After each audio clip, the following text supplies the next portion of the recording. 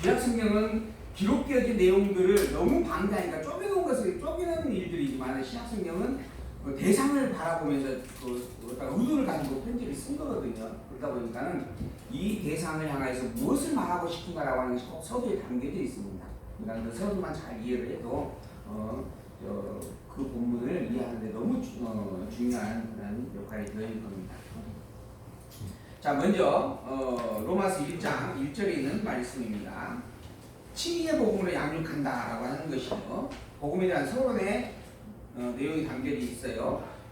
먼저 구체적으로 복음이 무엇인가라고 하는 것에 대한 복음의 개요를 이야기해주는 말씀이 1장 1절에서 7절까지 기록이 되어져 있다라고 이야기할 수 있는 부분입니다. 예수 그리스도의 종 바울은 사도로 부르심을 받아 하나님의 복음을 위하여 특징함을 입었다라고 이야기합니다. 그러니까는 자기 자신이 누구인가? 바울이 자기의 신분을 밝히는 거예요. 자기는 예수 그리스도의 종으로서 지금 이 글을 쓰겠다라고 하는 겁니다. 그리고 더불어서 사도라고 하는 직임을 가지고 지금 이 글을 쓰겠다라고 하는 거예요. 그러면 사도라고 하는 것이 어떤 일을 하는 존재인가? 하나님의 복음을 위하여 부름을 받았다라고 하는 겁니다. 하나님의 복음을 위한 복음의 증거자로 부름을 받았고 그 일을 위임받은 자다. 그 일을 소명을 받은 자라 이런 이야기입니다. 그것을 위하여 특정함을 입은 자였다라고 하는 거죠. 그리고 이 복음이라는 것이 무엇인가? 하나님이 선지자들을 말미암아 그의 아들에 관하여 성경에 미리 약속하신 것이다. 지금 이 성경이라고 하는 이 말의 표현은 이 당시로 보게 되어지면 구약 성경을 가리키는 겁니다. 아직 신약 성경은 성경으로 정론화되어 있지 않은 상태예요. 그러니까 이 당시에 지금 성경이다라고 말할 수 있는 것은 구약 성경을 가리키는 것으로 이해를 하시면 됩니다. 근데 이 구약 성경에 기록되어 있는 약속이라고 하는 것이 있어요. 이 약속이 뭐냐 하면 하나님의 아들에 대한 이야기입니다. 그리고 이 하나님의 아들에 대한 약속을 선지자들을 통하여 성경에 기록을 해 주었다라고 하는 거예요. 이게 지금 바울이 구약 성경을 바라보는 구약관입니다. 바울의 성경관이에요. 구약 성경은 어떠한 것인가? 하나님께서 선지자들을 통하여서 하나님의 아들에 관하여 미리 약속으로 기록해 주신 하나님의 말씀이다. 이게 구약 성경입니다. 그렇다고 한다면 그 약속, 하나님의 아들에 대한 약속의 내용이 뭔가? 하나님의 아들에 대한 약속이에요. 하나님의 아들. 이 하나님의 아들이 누구예요? 그리스도죠. 이 그리스도가 누구예요? 예수예요. 예수님이 그리스도요 하나님의 아들이라고 하는 것이 이제 신구약 성경을 통틀어서 우리가 확인할 수 있는 내용입니다. 그리고 현재 지금 바울은 이 예수가 그리스도라고 하는 것을 증거하는 사도의 부름을 받고 있다라고 자기를 밝히고 있죠. 그래서 자기는 뭐라고 그랬어요? 예수 그리스도의 종이다라고 분명히 밝히고 있는 겁니다. 이 하나님의 아들이다 내용이 구약 성경이에요. 구약 성경은 역사서, 시가서, 선지서 구성이 되어 있습니다. 이 역사서는 어떤 내용인가? 하나님께서 세상을 창조하셨어요. 그 다음에 아담에게 복을 주었어요. 그 다음에 노아의 홍수 사건이 있었어요. 그 다음에 아브라함을 부르셨고 이 아브라함을 말미암아 이스라엘 나라를 역사하시고 이스라엘 선민국가를 만드셨고 그걸 주관하여 섭리하셨다라고 하는 거예요. 이 모든 내용들을 이러한 내용들을 기록하고 있는 게 창세기부터 시작을 해서 에스더서까지 내용입니다. 이 내용을 요약하면 이런 요약이 되는 거예요. 하나님께서 세상을 창조했어요. 그리고 아담에게 이 세상을 다스리라고 하는 언약을 세워 두었어요. 근데 이 아담이 타락을 하게 되어집니다. 그런 말미암아 하나님께서 심판을 해요. 이 심판의 이유가 뭐냐면 모두가 다 죄인이기 때문에 그렇다라고 하는 거예요. 그 죄인으로서의 심판받은 결과가 뭔가? 모든 인간이 다 멸망하는 것입니다. 그런데 그곳에서 오직 한 사람 노아를 살려주십니다. 그리고 노아의 나머지 세 아들과 세 자매도 함께 살게 되어지죠. 그래서 노아를 포함한 8명의 식구가 사람이 살아남게 되어지고 그게 모든 땅 위에 존재하는 인간은 다 죽음을 당합니다. 왜 그랬는가? 타락하였기 때문에 타락한 죄인이기 때문에 그랬다라고 하는 것이에요. 그런데 하나님은 노아를 남겨주셨는가? 아담에게 주었던 약속을 거듭 확인해 주기 위해서 남겨주었다라고 하는 거예요. 그래서 노아를 누구라 칭해요? 의인이라 칭한다라고 하는 겁니다. 그렇다고 한다면 의인이라는 말은 무슨 뜻이에요? 죄가 하나도 없다는 뜻일까요? 의롭다라고 하는 뜻이잖아요. 원래 의라는 한자의 단어는 죄가 없다. 오직 착한 일, 선한 일만 많이 하고 있다. 선한 일만 하고 사는 사람이다. 이런 부분이죠. 근데 하나님께서 이 노아에게 의인을 칭하는 의미를 보게 되어지면 모두가 다 죄인인데 아담에게 준 언약을 확인하는 확인자로 남겨주었다라는 이야기가 되는 거예요. 그를 가리켜 의인이라 칭한다라고 하는 겁니다.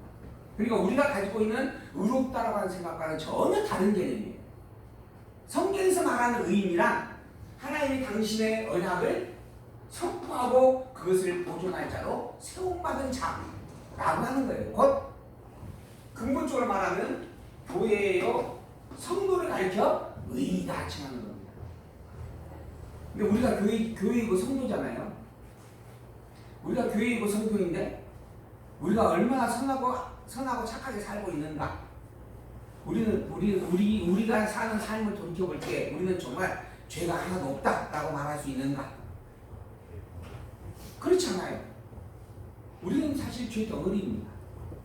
매일 순간 죄의 소욕을 가지고 살아갈 수밖에 없는 존재예요. 사촌 땅을 사면 배가 아픈 게 인간입니다. 어느 날 우리 목사님들이 모여가지고 공부를 하잖아요. 근데 그 공부하시는 목사 중에 한 분이 지금 양로원을 공사하고 계신 분이 계셔요. 요양원, 그 노인 요양원을 공사하고. 근데 그 노인 요양원을 가서 지금 2주에 한 번씩 이렇게 예배도 드리고 찬양도 인도하고 그렇게 하고 계시는데 어느 날 처음에는 그렇게 거리감을 두고 있던 그분들이 막 치매도 있고 그리고 또 아프기도 하고 이런 분들이 노인 요양원이니까. 근데 어느 날 한 분이 휠체어를 타고 계시는 분인데 한 분이 오셔가지고 동명교회를 다니셨던 권사님이셨다고 그러는 것 같아요. 근데 오셔가지고 목사님 손을 꼭 잡으면서 목사님의 말씀의 은혜가 너무 강합니다. 너무 감사합니다. 더불어 내가 이 나이 먹도록 가지고 있는 것이 돈밖에 없습니다. 그래서 목사님에게 연부를 하렵니다. 내 가지고 있는 재산을 다 드리렵니다. 하면서 주머니에서 돈을 꺼내가지고 다 드렸어요. 우리 얼마를 줬는가? 5천만 원을 줬더라고요. 5천만 원. 그 순간 그 이야기를 딱 들을 때 제가 무슨 생각을 했겠어요? 나도 그냥 근데 그 목사님께서 점심을 이제 그 공부 끝나고 난 다음에 점심을 또 거기서 간단히 해서 먹거든요. 네, 근데 그러면서 이제 하시면서 웃으면서 하신 말씀이 그 5천만 원을 내가 헤아려 봤더니 얼마인 줄 아세요? 그러더라고요. 그래서 5천원짜리 하나와 10,000원짜리 하나. 근데 그 이야기를 딱 또 듣는 순간 내가 순간 또 얼마나 어리석어. 제가 뭐 금액을 이야기하려는 게 아니고 그런 상황을 접하면서 나의 마음이 그렇더라 하는 거예요. 여러분들은 안 그러겠죠? 여러분들 야 하나님께서 저 목사를 통하여 큰 일을 하시려나 보다 이렇게 아마 했었을 건데 나는 그 순간 그 이야기를 딱 들을 때 나도 저런 거 한번 가볼까? 그러더라 하는 거예요. 그게 인간입니다. 근데 그런 나를 성경은 뭐라 그래요?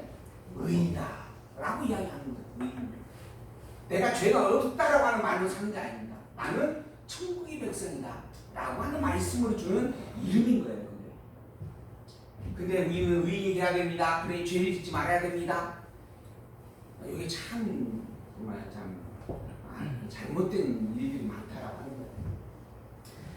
그래서 우리 어제 그제는 요거 설치하라고 하고 교회에 하루 있었고 또 어제는 오후에 한 서너 시간을 또 온수기 설치하느라고 순간 온수기 설치하라고 있었는데 근데 아침에 그다음에 여기 4층 계시는 주인이 문자가 왔어요. 문자로 보내와서 사진 하나 찍어가지고 그래서 뭐라 했냐면 목사님 교회에 이상한 것이 붙어 있습니다 하는 거예요. 딱 열어봤더니 거신 뭐라고 하는 그쪽에서 저기다가 바깥에 문이 잠겨 있잖아요. 이게 바깥에 거기에다가 여기 대자보를 하나 붙여놨어요. 대자보 내용이 뭐예요? 교회가 부패했다. 교회가 다 목사들 주머니 챙기는 기업이 되어져 버렸다. 이런 교회는 하나님의 심판으로 멸망한다. 이런 내용이에요. 그것도 막 빨간색으로 막 이렇게 들어가고 그래서 이제 그 기사를 설치하고 저는 밖에서 열심히 듣고 그런 부분들이 있었는데 참 정말 한편으로는 참 그 이야기를 그걸 보면서 정말 화가 좀 났고 또 한편으로는 또 더불어서 참 안타까운 마음이 좀 들더라고요. 한국 교회 목사들이 얼마나 제대로 바르게 서 있지 못해서 이런 이야기를 우리가 들어야 되는 많은 부분이 좀 있었습니다. 근데 어쨌든 어디까지 했어요? 또 가다가 또 상처골 말씀하시겠다.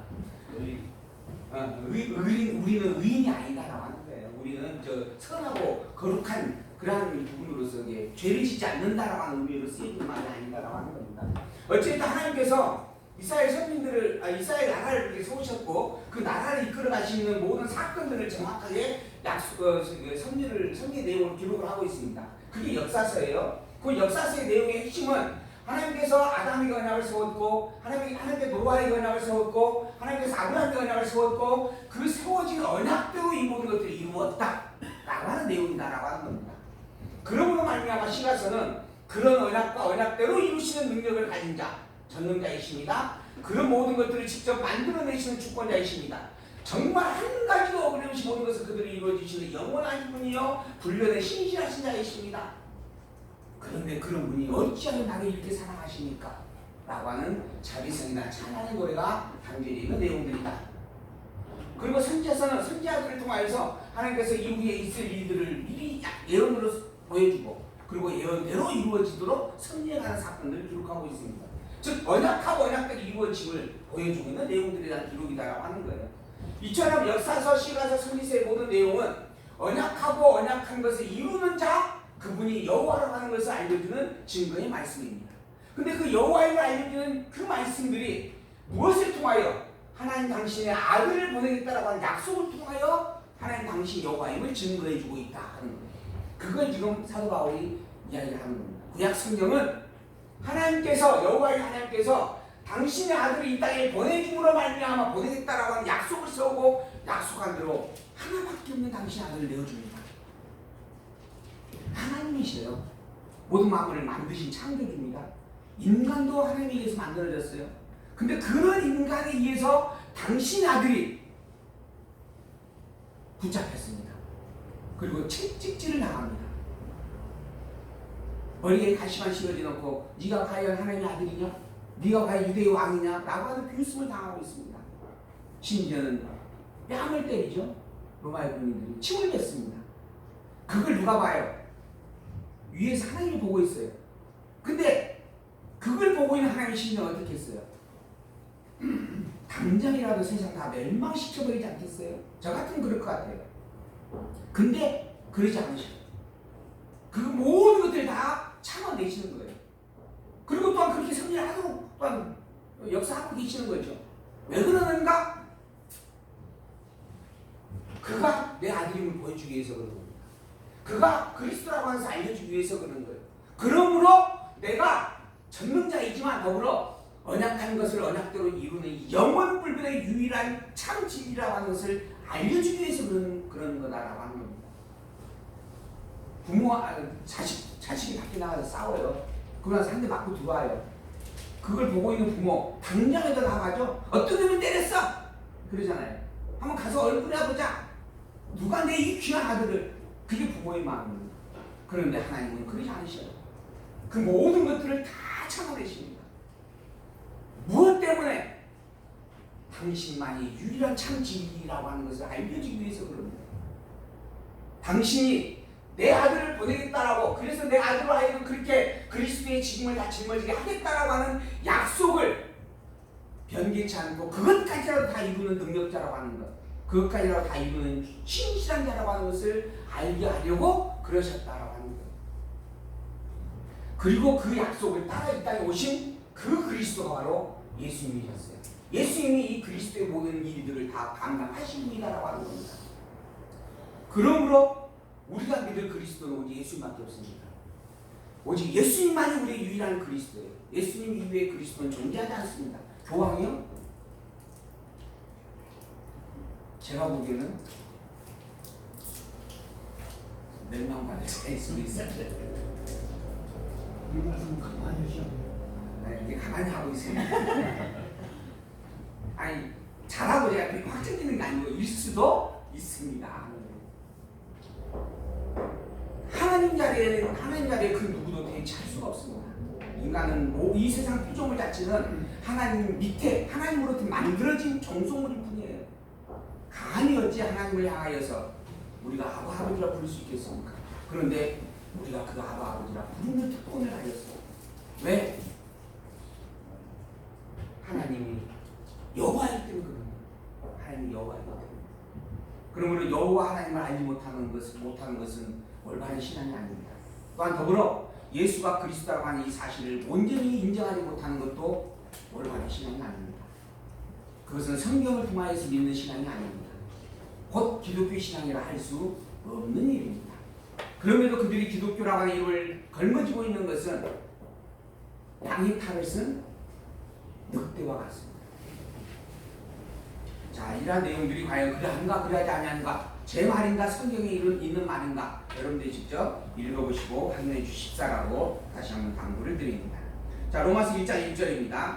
예수 그리스도의 종 바울은 사도로 부르심을 받아 하나님의 복음을 위하여 특정함을 입었으니 이 복음은 하나님의 선지자들로 말미암아 그의 아들들에 관하여 성경에 미리 약속하신 것들이다 라고 분명히 밝혀주고 있습니다. 더불어서 그러면 이 아들이 누구인가 밝혀줍니다. 3절, 이 아들로 말하면 육신으로는 다윗의 혈통으로 나셨다. 아까 말씀드렸죠. 아브라함과 다윗의 자손으로 오신 분이시다. 이건 명백한 증거까지 있는 일들입니다. 족보라고 하는 것은 그 시대를 초월하여서 기록되어 있는 일들이죠. 제가 한양조라고 하는 한양조가인데요. 우리 아버지 말씀으로 보면은 그 조광조의 16대 손인가 그렇다고 이야기를 해요. 그래서 우리 작은 형님 결혼식 때 그 한학을 하신 분이 주례를 하셨는데 그분이 아주 우리 집안을 아주 양반 집안이라고 하니 아주 큰 칭찬을 하시더라고요. 저는 참 처음 듣는 이야기들이 많았습니다. 제가 별로 관심이 없어서 그래요. 근데 그러한 것들을 이야기할 수 있는 근거가 있느냐? 있어요. 족보가 있습니다. 저희 집에 가면, 저희 아버님 집에 가면 저는 없는데 이만큼 두꺼운 한양조가의 족보가 있어요. 어쨌든 그렇게 해서 증거가 되어지는 일입니다. 그 실존에 대한 증거들이 있죠. 예수님은 아브라함과 다윗의 자손으로 왔다라고 하는 거, 이건 명백한 유대의 족보로 확인되어지는 일입니다. 그런데 더불어 성들의 영으로는 죽은 자 가운데서 부활하여 능력으로 하나님의 아들로 인정되신 분이다. 하나님께서, 예수님께서 행하신 그 일들을 통하여, 또한 부활의 승리를 통하여 그는 하나님의 아들이라고 인정될 수밖에 없었고 인정되어져야 마땅한 일들이다 하는 거죠. 그런 분이 바로 우리의 주 예수 그리스도이시다 라고 이야기를 하고 있는 것입니다. 그리고 더불어 5절, 그로 말미암아 우리가 은혜와 사도의 직분을 받아, 즉 그러한 하나님의 아들 되신 예수 그리스도로 말미암아 우리가 은혜와 사도의 직분을 받아 그 이름을 위하여 모든 이방인 중에서 믿어 순종케 한다. 이게 사도의 직임입니다. 내가 하고자 하는 일이 뭔가, 내가 받은 은사와 그 직임의 분량이 뭔가, 그 이름을 위하여, 예수가 그리스도라고 하는, 예수님이 하나님의 아들이요 그리스도라고 하는 그 이름을 위하여 모든 이방인 중에서 믿게 하는 일이다. 그것을 증거하여 믿는 자들을 드러내는 일이 내가 해야 할 일이고 내가 감당할 일이다. 이게 이방인의 사도로 부름받은 바울의 직임이었다라고 하는 거죠. 너희도 그들 중에 있어서 예수 그리스도의 것으로 부르심을 입은 자다. 예수가 그리스도라고 하는 그 이름을 증거함으로 말미암아 버림받았던 이방인 중에서 믿음을 간직하고 복음에 함께할 자들을 건져내는 게, 그러한 일들을 증거하는 게 내 일이었는데 너희들도 이 복음으로 말미암아 그리스도의 것으로 부름을 받은 자들이었다 라고 하는 겁니다. 이게 교회이고 성도이다 라고 하는 거예요. 로마 교회를 가르쳐서 하는 이야기입니다.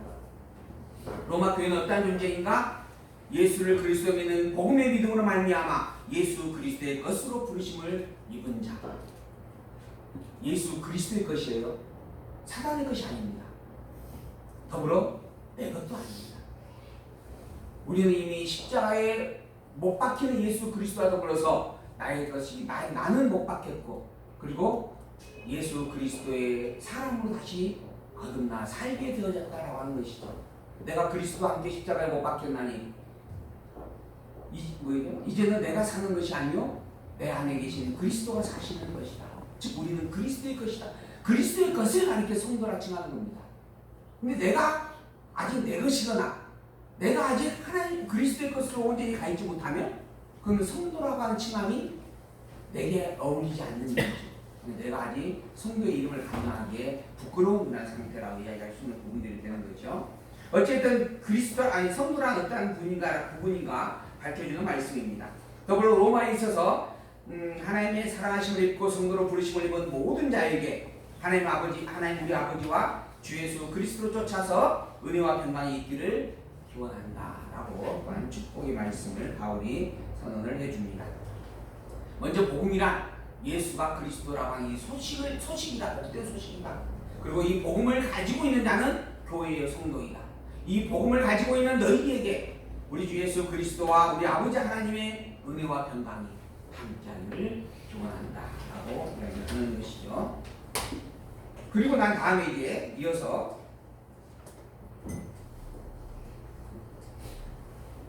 복음에 대한 소원을 밝혀주고 있는 말씀 8절 15절입니다. 본문 8절입니다.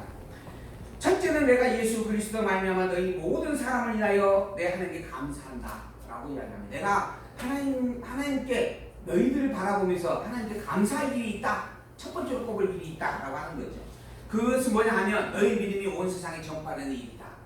너희가 예수가 그리스도라고 시인하는 이 믿음의 고백이 너희의 입을 통하여 온 세상에 알려지고 있다라고 하는 이 사실, 이게 내가 너희들을 가장 칭찬할 만한 일이다.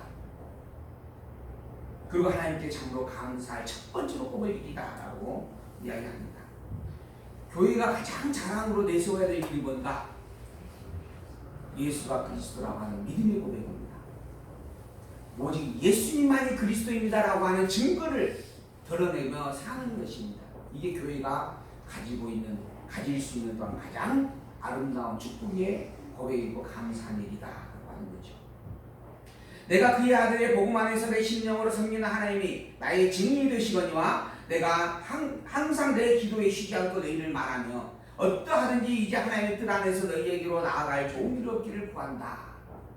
이 바울이 내가 너희들이 믿음 안에 있다라고 하는 사실을 들으면서 너무 기쁘고 감사하고 있다. 더불어 내가 기도할 때마다 너희를 염두에 두고 늘 기도하고 있다. 너희들을 늘 되새기면서 내가 기도의 제목으로 삼고 있다. 이 일은 하나님이 증인이 되어지시는 일이다. 그만큼 내가 실제 사실로 그렇게 행하고 있다라고 하는 부분이죠. 그리고 더불어 또 한 가지 내가 너희에게 분명히 말할 것이 있는데 내가 너희에게 나아가기를 소망하고 있다는 사실입니다. 내가 아직 여러 여건으로 말미암아 너희에게 직접 가지는 못하였지만 그러나 내가 반드시 너희들을 보기를 정말 간절히 바라고 소망하는 이 마음만큼은 실제 사실이다 라고 하는 증거를 이야기를 하고 있는 것이죠. 그리고 결국 예루살렘에 가서 묶인 채 로마에 가게 되었습니다. 그리고 로마에서 그의 생을 마치게 되어지죠. 이게 바울의 마지막 여정의 모습이었습니다. 내가 11절 내가 너희 보기를 심히 원하는 것은 내가 왜 이처럼 너희를 만나고 싶어하는지 아느냐라고 하는 이야기죠. 무슨 신령한 은사를 너희에게 나누어 주어 너희를 견고케 하려 함이다. 신령한 은사, 교회의 유익을 위해서 베풀어 주신 하나님의 그 신령한 은사를 너희들에게 맡겨주기 위하여 나눠주기 위하여 내가 너희를 보고자 한다. 그 신령한 은사가 뭔가? 복음을 증거하고 지키는 그 일에 협력하는 직임을 가리키는 거죠. 이러한 복음 안에서 함께 한다라고 하는 것을 너희들과 교제로 나누기 위하여 내가 너희들을 보고자 그렇게 소망하고 있다라는 바울의 심령을 밝혀주고 있는 겁니다. 또한 그렇게 하고자 하는 이유가 뭔가? 너희를 견고케 하기 위한 것이다. 더불어 이는 곧 내가 너희 가운데서 너희와 나의 믿음을 인하여 빛자 아니함을 얻기 위한 것이다. 로마 교회가 견고해지는 것. 견고함이라고 하는 것은 다른 게 아니에요. 어떠한 거짓된 가르침이 쳐들어와도 그것이 거짓임을 분별해낼 수 있는 분명한 기준을 가지고 있는 거예요. 이게 교회의 생명입니다. 왜 거짓 이단들이 그렇게 판을 치면서 교회를 이렇게 찾아오는가? 그리고 저랑 대작을 붙이고 다니는가? 제가 오면서 우리 권사님하고 함께 차 타고 오면서 이야기 드렸지만 목사들이 사실 성경을 너무 몰라서 그래요. 그래서 그 목사만 유혹해서 잡아오면 그 교회를 통째로 먹을 수 있다라고 생각하기 때문에 그러는 겁니다. 그래서 제일 먼저, 그리고 요즘 전도, 그 이단들이 전도하는 대상과 방식이 뭐냐면 예수 안 믿는 사람들에 가서 전도하는 게 아닙니다. 교회 다니셨습니까? 교회 다니고 있습니까? 아, 그러세요? 근데 그렇게 믿고 아는 게 진짜인가요? 성경을 얼마나 알고 계십니까? 이러면서 찾아와요. 교회 안 다닌다 그러면 아예 별로 전도할 생각도 없어요. 네, 원래 교회 안 다니는 사람은 신앙 자체를 받아들일 마음이 별로 없다고 하는 거예요. 그만큼 교회에 다니는 일이 보편화되어 있다고 하는 겁니다. 근데 교회를 다니는 사람들은 교회는 다니는데 성경을 몰라요. 그래서 이제 성경을 들이대는 겁니다. 성경에 이런 내용이 있는데 아십니까? 성경에 여자 하나님이 있다는데 아십니까? 우리가 충고를 받으려면 반드시 성령 체험을 해야 되고, 그리고 우리가 성령의 구원을 이루어야 되는데 그거 아십니까? 이러면서 14만 4천명이라는 숫자만이 구원받을 수 있다는데 혹시 구원받을 그런 용기, 그런 마음이 있습니까? 이런 부분들. 자녀 어쨌든 성경을 너무 모른다라고 하는 것이 참 안타까운 비극입니다. 그래서 너희들이 성경을, 하나님의 말씀을 중심으로 두고 견고케 하기 위하여 내가 너희들의 복음을 소망한다. 내가 너희들에게 복음, 예수가 그리스도라는 이 복음을 증거한 이 복음이 진정한 참된 진리임을 너희들에게 확증지어 주기 위하여, 그리고 이 복음에서 한치도 흔들림 없이 살게 하기 위하여 너희들을 만나기를 소망한다. 이게 바울의 로마를 향한 진정한 마음이었다. 그리고 그것이 곧 너희와 나의 마음에 안을 안겨주는 일이다 라고 이야기를 하고 있는 겁니다.